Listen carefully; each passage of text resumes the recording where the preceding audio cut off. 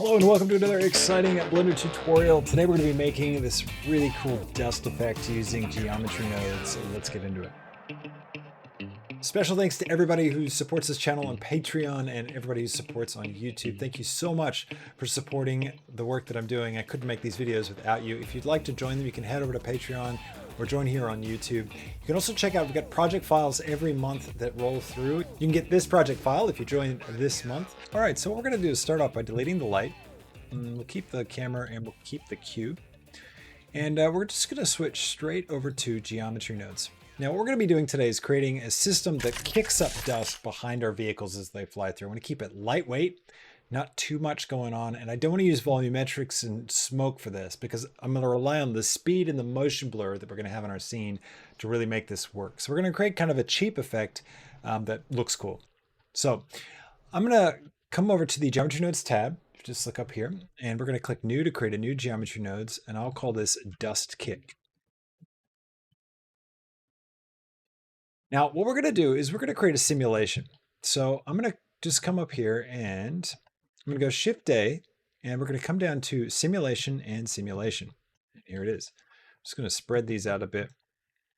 And what the simulation does is it basically processes changes within this purple area every frame and then outputs a result. What we're going to do is we're going to get rid of the geometry nodes group input. We don't need the cube, so we did delete the default cube eventually. There you go. I'll plug this output in to the simulation output. And then what I'm going to do is we're going to come here and we're going to grab a, let's see, a point. There we go, the points node. Now let me explain this. Okay, so at the moment, if I was to take this point mode and just plug it straight into the output, zoom in here, you can see we get one single point. I can change its position, move it around. And a point is just basically a position in 3D space with a radius. It doesn't render, there's no geometry. This is something we can use to instance geometry later. But right now, if I press play, nothing's happening, okay? The simulation node's not doing anything, and this point is just being created once and placed here. Now, over here is the spreadsheet, and this is going to show us everything that our geometry node system is creating. And you can see we've got one point here, and it's got a position and a radius, okay? That's it. If I press play, this doesn't change. Now, let's take the output of the simulation and plug it into the group output here. Now, let's take the point and let's plug it into here, okay? Press play and you'll notice still nothing's changed. It's exactly the same, even though we're using the simulation area now. But you can see the point node isn't really living inside the purple area. Maybe if I place it here and pretend like it is, it's not. And the reason for that is, let's think about what's happening is right now, every frame, the simulation begins here and there's no connections between these. So nothing happens. We just grab this one point, we pop it up here and we send it as the output. Nothing is really updating every frame. So to do that, we need to connect this here, and then we need to figure out how do we take this point and add it in every frame. And the only way to add geometry to geometry is to the join geometry node. So if I throw a join geometry node in right here, take the point and plug it underneath, now let's see what's happening. All right, so nothing happens visually on the screen, but if you look at our spreadsheet, suddenly we've got 28 particles, 28 little points. They all have the same position, the same radius, but there's 28 of them, which is very cool. So what's happening is the simulation starts off, there's nothing in our scene. It comes through to here, hits this point, grabs a point, joins it up with nothing, and then sends that through to here and then out to the output. The next frame, it takes wherever we left off here and comes back over here and does it again. So we have one point, travels down here, joins with another point, and then we have 2 points. We goes through and we do that again. 3 points, 4 points, 5 points. As you can see, they're all going like that. Now I'll just show you one other demonstration. If I grab a set position node and place this here, I can offset the position of the current point by a little bit. It's a little confusing being down there, so I'll just do that here. So what it's doing is it's going to offset by negative 0.1, let's say. Okay, so it's a tiny little offset. And the set position node takes the current position of the object, and then the offset just applies it to the current position. Now, if I press play, you can see that we get a bunch of points with negative 0.1 as their position, right? Because we're setting it outside of the purple zone. So everything gets set in the same way. However, if we take the set position and drop it here, now suddenly what's happening is, think about it. We've got the point that comes through, it gets joined up with a new point. And then this node, keep in mind, certain nodes like set position and stuff, what they do is they iterate on each individual point on their own. So it takes what's the position of this individual point and it offsets by 0.1. So the first point will have been around a whole frame longer than the other one. So it'll have a slightly different position. So it'll have a slightly different offset. And this will keep iterating each frame. So now you can see what's happens is each one of these starts to move. And don't get confused. It's not like the first one's here. This is actually the most recent one that's been created.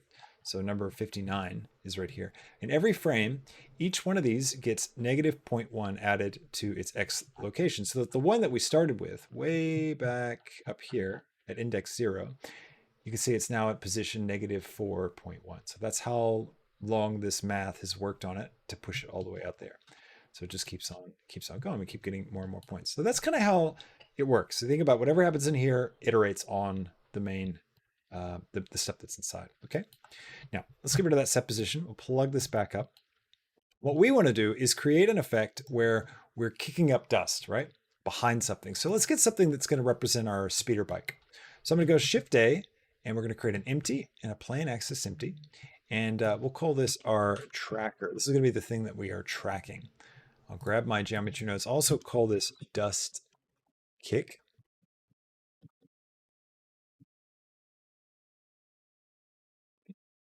And then what I'm going to do is grab the tracker and I'll just drag it into dust kick. Okay. Now what I want to do is set the position of my point based on wherever this thing is. So I'm going to take the location and I'm going to connect it to the position. Then I'm going to grab the tracker and I'm going to make this tracker animate. And animate it really easily and quickly. I'm just going to use a driver. So I'm going to go hashtag or pound and then type frame. Frame is a built-in variable in Blender, and the hashtag key is a shorthand way of creating a driver. So when I hit return now, this position is going to be set based on whatever frame number it is. So frame 2 will be at position 2. Okay. So now if I press play, you can see what's happening is this thing shooting off and we're getting a point every frame based on where this thing is. So cool. All right. Now let's add a little bit more to this. Let's create some scale so that they actually shrink over time. Okay. So let's see, we are going to need a couple of things to pull this off. We need to have a value that tracks the lifetime. So how old the particle is. So I'm going to create a store named attribute. That's what it's called. The store named attribute node. I'm going to drop this here and we'll call this lifetime. So we introduce this new variable called lifetime.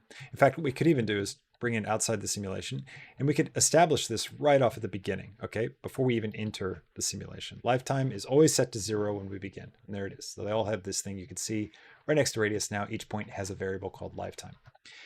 We want to add to it. So I'm going to come up here and I'm going to get another store named attribute and I'll drop it here. And we're going to pick the lifetime attribute. And then we want to add something to it. So I'm going to go for a math add and I'll just bring this down here.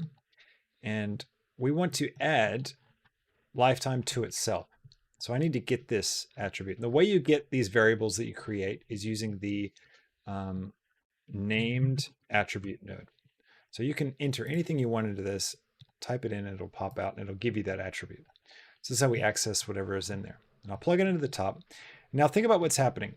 We have no point, right? That comes through. The first point gets generated.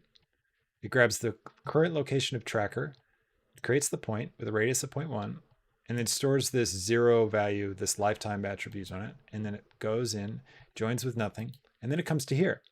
And it grabs the lifetime value, which we set to 0, and it adds 0.5 to it, and then saves it over itself.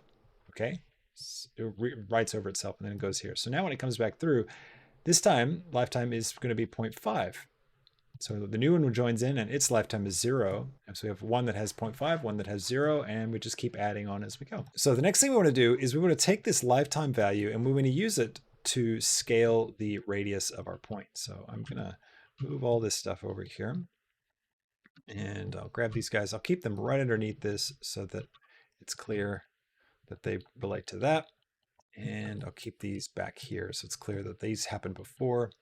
And yeah, all good. Okay, so what we want to do is let's set the radius. So I'm going to go for a set point radius node and drop this here. This is a special node that will change the radius of a point. And I'm going to grab some math here, and we're going to add, let's say, let's subtract actually. We're going to subtract from a value of, let's say, 1, and we're going to subtract the named attribute lifetime. So whatever lifetime is going to be subtracted from 1. So at first it's 0, and then it's 0.5. So I'll just go back to our first frame and press play, and bam. You can see it's working. We start out as a 1, then we go to 0.5, then we go to 0, and then it starts going negative. And you can see here that the radius is in the negatives, which is awesome. All right, let's change this to something smaller. So 0.01. Now it's going to shrink much slower. And instead of going negative, we don't want these to start going negative. We're going to click clamp. That way, when they hit 0, they just stay at 0, and it can't change any more than that. Okay, so they're just going to disappear. And now we've got this constant train heading off. Awesome. So good. Now let's shape this a little bit. What we're going to do is we're going to create some variation in this radius, and we're going to use a curve for it. So I'm going to grab an RGB curves, and I'm going to drag this here. Now, with the RGB curves, think about it this way. This is 0, and this is 1, right? And we can warp and change these values however we want. And with our lifetime radius thing, right, we start at a value of 1, and then we start subtracting lifetime. So we're going from 1, which is this side, down to 0. So it's a little confusing. We're traveling opposite down this curve. But what we can do is we can say, okay, this is where we start off. We're starting off at full size, and we end up at 0. We can use a curve to change that. So we can bring this up a bit, maybe start it at 0, and then say we're going to start at 0, and then we're going to get really big, and then we're going to slowly taper off like that. Okay, so now we get this cool shape to the motion. All right, now let's replace this with some geometry. I'll go back to the first frame. I'm going to go Shift A, Mesh Plane, and I'm going to look at this. I'll switch back to layout mode, go into edit mode, and let's see. I'm going to rotate this on the Y 90 degrees. I'll go G and Z to bring it up so it's on the ground plane, and then I'm going to grab these vertices, and I'll just click on the X here to look at it from the side. I just want to make sure which way things are going. So we're going this way. All right. So I'm going to grab these vertexes and grab this over here. I'm going to go to edge mode with 2, hit X to delete that edge, up to 1 to grab verts, and then I'm going to kind of create this sort of spiky blast shape. Hit F to fill with those two, and I'll just grab this down, maybe grab this out a bit. Select all, and I'll hit F to fill. So I'm going to call this dust. Click back on my dust kick, go to geometry nodes, and I want to drag dust in. Now I'm going to grab it all the way over here, bring it right to the end, come over here, and outside of our simulation, I'm going to grab a instance on points node and drop this here. And this guy, we're going to take the geometry and plug it into the instance. And now it's going to instance this thing right here instead of our point. So let's take the point and replace it with this. But the scale isn't changing. You see, it's staying the same. So we need to connect the scale with the radius, because the radius is what's changing. So we'll grab this scale, and we are going to set this to radius. So just type radius. Now we'll grab the radius of our points, and there you go. Now it's working. I'm going to switch this to like a matcap view so I can see this a little bit clearer. All right, now let's start to create a little bit of randomness in this. I'm going to create some random rotation. So I'll drag that out and I type in random value. We'll just set this here. And I'll go for, I'll just rotate on the Y, I think. So I'll go -1, and I'll keep that at 1, but I'll set these at 0, right? So basically we're keeping the X and the Y rotations at 0, and we're just rotating on the Y. So you can see there, we get this nice split.